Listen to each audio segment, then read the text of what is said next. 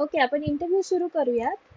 सुरुवातीला तुमचं पूर्ण नाव, या आधीचं तुमचं पॉलिटिकल कन्सल्टन्सीमधला एक्सपिरियन्स काय आहे, कोणत्या पोझिशनसाठी अप्लाय केलेला आहे आणि कुठून बोलताय या गोष्टी सांगा. हम्म, एक मिनिट. माझं नाव शुभम अरुण धाबर्डे आहे. हं, मी राहणार गिरवली, तहसील देवळी, जिल्हा वर्धा, महाराष्ट्र. हं, हं. मी प्रणेतामध्ये रिसर्च फील्ड असोसिएट आणि पॉलिटिकल रिसर्चर म्हणून अप्लाय केलेलं आहे. ओके, या आधीचा तुमचा एक्सपिरियन्स काय आहे? याआधी मी कॉलेजच्या काउन्सिलमध्ये रिप्रेझेंटेटिव्ह होतो. अ, आणि तिथे पण मी काम केलं आहे. कुठे होता? सॉरी. टीस हैदराबादमध्ये. बर बर. एकच मिनिट हा.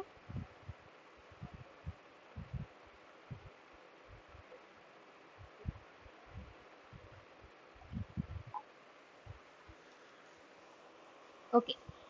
तिथे काय कामाचं स्वरूप काय होतं तुमचं ते सांगा मला थोडक्यात. मी रिप्रेझेंटेटिव्ह होतो कौन्सिलमध्ये, स्टुडंट कौन्सिलमध्ये. हं, हं, तिथे मुलांचे जे समस्या होत्या लॅपटॉपच्या, स्कॉलरशिपच्या, हं, त्या हं. सॉर्ट आउट करायच्या. अच्छा. आणि अजून फील्डवरचा काय एक्सपिरियन्स आहे तुम्हाला याआधी सर्वे किंवा पॉलिटिकल हा इंटेलिजन्स गॅदर करणं? याआधी मी 2 इंटर्नशिप केलेल्या आहे. एक इंटर्नशिप आपल्या गडचिरोलीमध्ये केली. हं, आपला गडचिरोलीमध्ये ते आम्ही आमच्या आरोग्यासाठी हं, हं, तिथे पण मी ट्रायबल्स जे माल न्यूट्रिशन आहे, हं, त्याच्यानंतर डिसेबिलिटीज आहे, हं. त्याच्यानंतर फॉरेस्ट राईट ऍक्ट, तिथे पण डेटा कलेक्शन केलं. अच्छा. त्याच्यानंतर मी दुसरी माझी इंटर्नशिप आहे ते उत्तराखंडला केली, देहरादूनमध्ये. हं, हं. तिथे मी बालाजी सेवा संस्थांमध्ये काम केलं. तिथे मी जे टोबॅकोज पोटफा ऍक्ट आहे त्याच्यावरती मी सर्वे केला तिथे. हं, हं. त्याच्यानंतर टीबी चे जे हे आहे त्याच्यामध्ये पण काम केलं. त्याच्यानंतर एफपीओ चे जे प्रोडक्ट्स हे आहे त्याच्यामध्ये पण मी अंडरस्टँडिंग अच्छा. केली आणि अच्छा. HIV AIDS. अच्छा, अच्छा. म्हणजे मेजॉरिटी तुम्ही जे काम केलेलं आहे ते पॉलिटिकल फील्डमध्ये, म्हणजे कुठल्या एका पर्टिक्युलर पार्टीच्या उमेदवारासाठी काम नाही केलेलं. तर सर्वेचं इन नाही. जनरल काम जे आहे ते केलेलं आहे. ठीक आहे. Yes ma'am. सो कॅन्डिडेटसाठी म्हणजे जो उमेदवार उभा राहणार आहे असेंब्ली इलेक्शनमध्ये, त्याच्यासाठी काय काम केलं जाते याची जनरल आयडिया आहे का तुम्हाला? जनरल आयडिया म्हणजे त्यांच्यासाठी स्ट्रॅटेजी म्हणजे जनरल आयडिया म्हणजे थोडं सांगू शकतो. ओके, सांगा ना. कॅम्पेनिंग, हम्म, पोस्टर्स हे हम्म, ते हम्म. वगैरे स्ट्रॅटेजी करणे. त्याच्यानंतर डेटा कलेक्शन, सर्वे कंडक्ट करणे. त्या ओके. आता कॉन्स्टिट्युन्सी ज्या मध्ये. जबाबदाऱ्या सांगितल्या तुम्ही ते 4 जणांच्या जबाबदाऱ्या सांगितल्या. एका पॉलिटिकल अच्छा. स्ट्रॅटेजिस्टची जबाबदारी सांगितली, दुसरी सोशल मीडियाची जबाबदारी सांगितली, तिसरी डेटा कलेक्शन आणि सर्वेची जबाबदारी आहे ती फील्ड असोसिएटची हम्म. असते.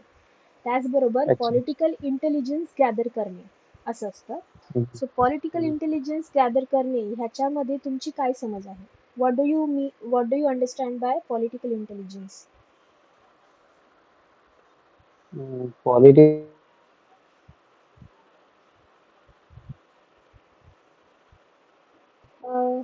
तुमचा हॅलो. आवाज कट होतोय. हां. तुम्ही व्हिडिओ हा ऑफ केला आता. तरी चालेल. व्हिडिओ ऑफ केला तरी चालेल. ऑडिओ ऑन ठेवा फक्त. हां, ओके. हा आता येत आहे आवाज. Yes, yes. तर पॉलिटिकल इंटेलिजन्स नाही, मी नाही सांगू शकत कारण की मी त्याच्याबद्दल कधी वाचलं पण नाही. अच्छा. सॉरी. बेसिकली काय असतं, जे पॉलिटिकल इन्फ्लुएन्सर्स असतात, म्हणजे कोण? गावचं सरपंच, जिल्हा परिषद गटाचे सदस्य, तिथले असे कुठले व्यक्ती ज्यांचा राजकीय क्षेत्राशी संबंध आहे. असे लोकं पॉलिटिकल इन्फ्लुएन्सर्स झाले. नॉन हा. पॉलिटिकल इन्फ्लुएन्सर्स असे लोक असतात ज्यांचा जनतेवरती, एखाद्या पर्टिक्युलर समाजावरती प्रभाव असतो, पण ते राजकीय क्षेत्राशी निगडित नसतात. ठीक आहे. सो अशा दोन्ही प्रकारच्या लोकांकडून तुम्हाला राजकीय माहिती गोळा करायची आहे. हा एक प्रकार झाला. त्याचबरोबर जे तिथले जनरल वोटर्स आहेत, लोकल लोक आहेत, त्यांच्याकडून पण हम्म, तुम्हाला राजकीय स्वरूपाची माहिती जी आहे ती गोळा करायची आहे. आता माहिती काय हम्म, गोळा करायची आहे ह्याचं एक थोडक्यात प्रशिक्षण 2 ते 3 दिवसांचं तुम्हाला तुमचे जे एरिया मॅनेजर असतात ते देतात. हम्म, त्याचबरोबर गुगल हम्म. फॉर्म तुम्हाला देतात. या आधी सर्वे केलेला आहे तुम्ही, सो तुम्हाला एक आयडिया हो, असेल की सर्वे आपण गुगल कुठल्या फॉर्म. फॉर्मॅटमध्ये करू शकतो. गुगल फॉर्म पण आणि एक जनरल क्वेश्चनियर असतं, ते क्वेश्चनियर तुम्ही वर्ड फॉर्मॅटमध्ये सुद्धा भरू शकता. ठीक आहे. सो हम्म. तुम्हाला कॉम्प्युटरचं नॉलेज आहे, तुम्ही कॉम्प्युटर यूज करू शकता ना? हो हो, येस. येस. आणि बाईक चालवता येते तुम्हाला? नाही, बाईक नाही चालवत. अच्छा, गाडी चालवणं आपल्याला गरजेचं आहे, कारण मग तुम्हाला फील्डवरती जावं लागेल ना. अच्छा, ते स्कूटी वगैरे चालवता येईल. अच्छा, आपण स्कूटीचं प्रॉमिस नाही करू शकत, कारण तिथे टू व्हीलरच दिली जाते गाडी. मला नाही चालवता येत. अच्छा, ठीक आहे. मग तुम्ही रिसर्चर पोझिशनसाठी पण अप्लाय केलेलं आहे, राईट? हो. ओके. त्या त्या पोझिशनचं जे काम आहे ते ऑफिसमधून असेल. सो त्या हम्म, पोझिशनसाठी पण तुम्ही इंटरेस्टेड असाल तर त्या दृष्टीने आपण बोलूया तिथून पुढे. हम्म. चालेल? Okay. Okay ma'am. So political रिसर्चच्या बाबतीत काय अंडरस्टँडिंग आहे तुमची? काय कशा पद्धतीचा रिसर्च केला जातो? पॉलिटिकल रिसर्च मला असं मला म्हणजे माझ्या मते असं की हम्म, अं, ते जे पर्टिक्युलर कॉन्स्टिट्युएन्सी आहे, हम्म, मतदारसंघ आहे, हम्म, किंवा एक म्हणजे एक पार्टचा मतदारसंघ आहे, तिथला हम्म, कसा काय ट्रेंड कसा काय आहे, ते हम्म. अनालाइज करणे. बरोबर, बरोबर. तिथे कुठे कुठे गोष्टी कमी करताय ते बघणे. 100%, शंभर मागच्या टक्के त्यांचं काय फीडबॅक होतं 5 वर्षामध्ये, हम्म. ते ते ते कसं जे जे बघणार निवडून तुम्ही? आले. कुठले म्हणजे रिसोर्सेस सेकंडरी वापरणार? काही डेटाच्या काही डेटा जो राहते, जो अवेलेबल आहे, हम्म, first hand data, secondary data, हम्म. त्यानुसार आपण ते बघू शकतो. अच्छा.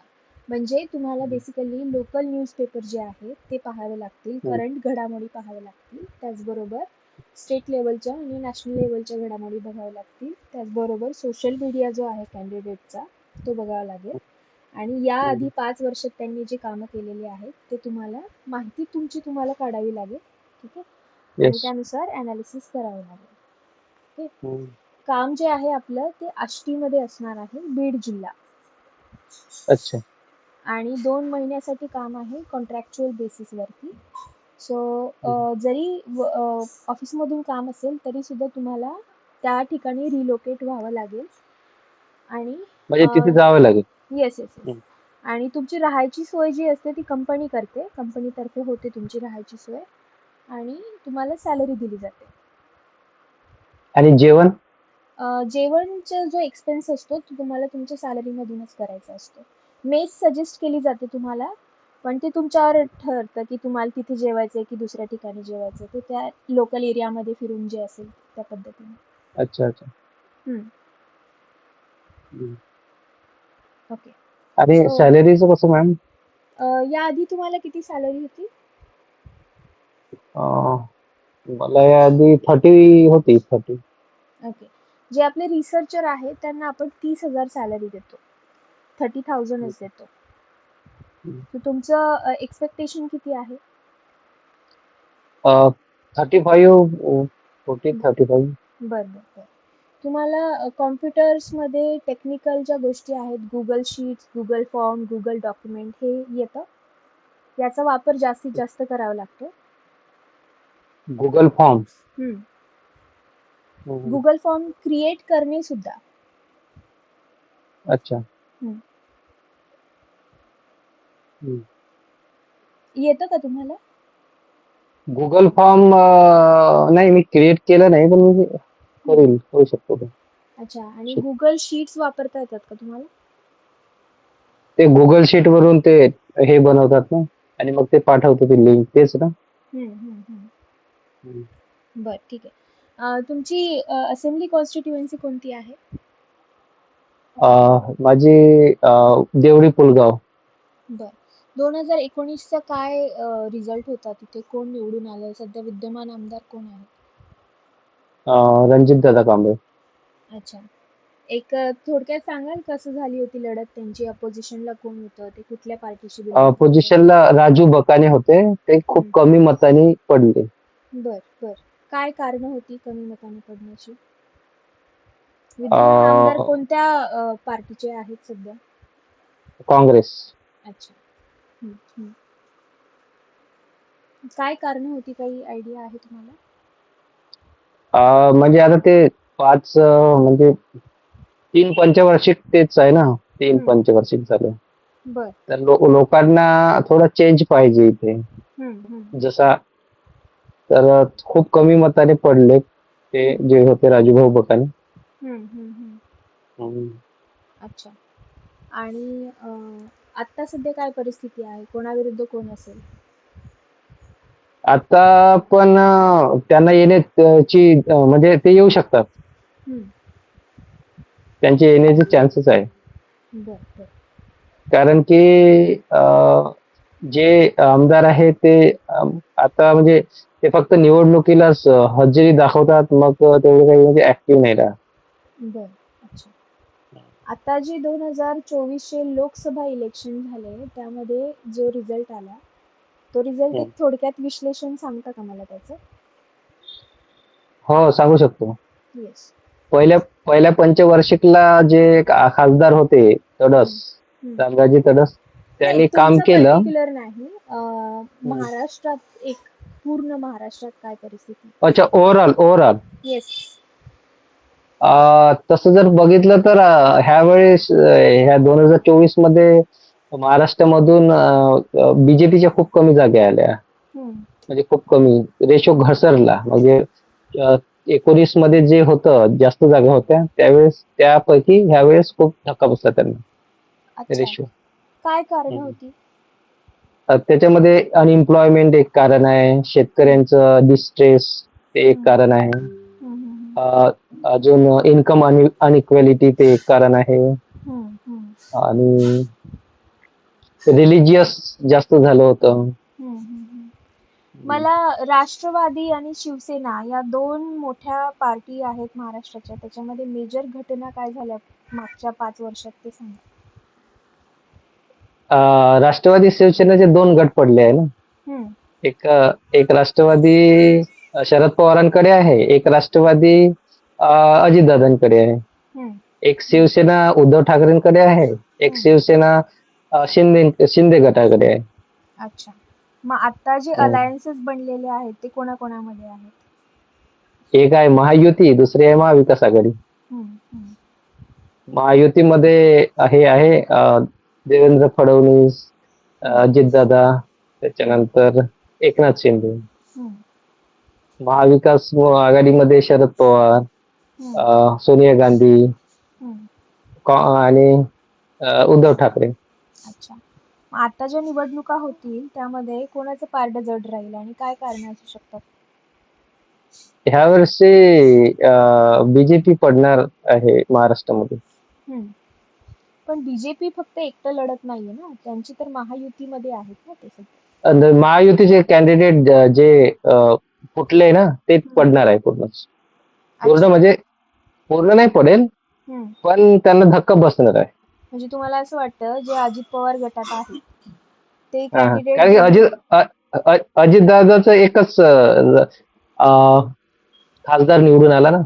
हम्म. पण सध्या जे अजित पवार गटात विद्यमान आमदार जरी असतील तरी ते पडतील हं. कारण ते अजित पवार गटात आहेत असं तुम्हाला म्हणायचंय का? हो, पडणार ते नक्की. अच्छा. सगळ्या महाराष्ट्रात असं होऊ शकतं? हो, महाराष्ट्राचा कल आता ह्या वेळेस जे आहे हम्म. बीजेपीच्या अगेन्स्ट आहे. हम्म.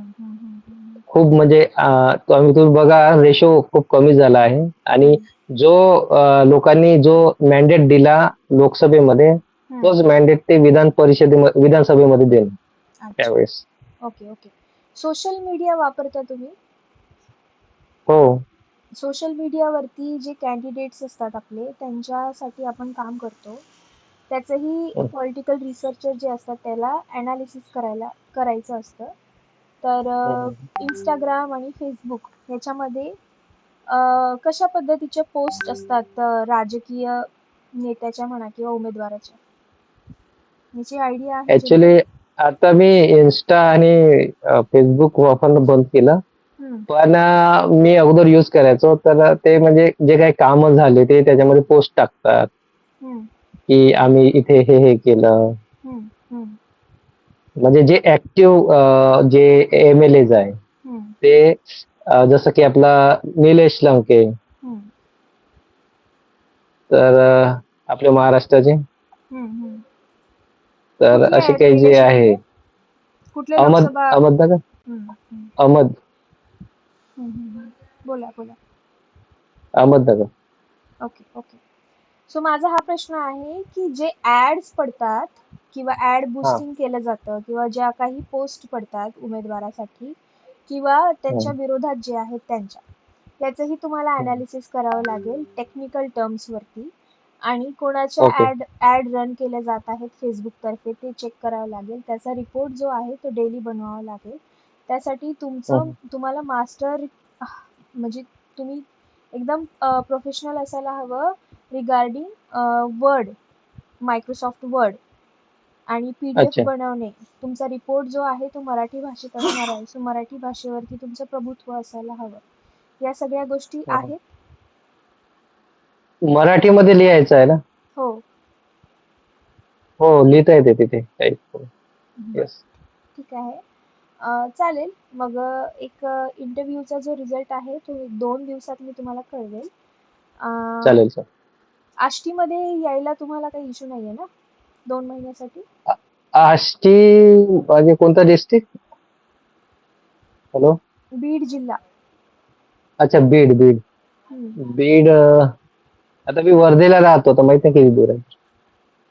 बरेच दूर आहे. हम्म. मराठवाडा रिजन येतो. हम्म. ठीक आहे, चालेल. चालेल का तुम्हाला शिफ्ट होणं? हो. ओके, ठीक आहे. मी ठीक तुम्हाला कळवते ठीक रिझल्ट एक 2 दिवसात. आहे. Okay okay. Thank you. Okay. Thank you so much for joining. Bye. Thank you.